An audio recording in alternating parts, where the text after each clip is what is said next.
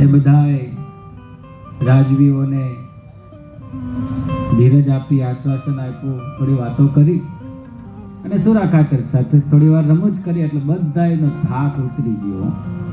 પછી શ્રીજી મહારાજે માણકી ધીમે ધીમે ચલાવી અને બધાએ ગામધણી રાજવીઓ સાથે મહારાજ વડતાલ તરફ પ્રયાણ કરે છે.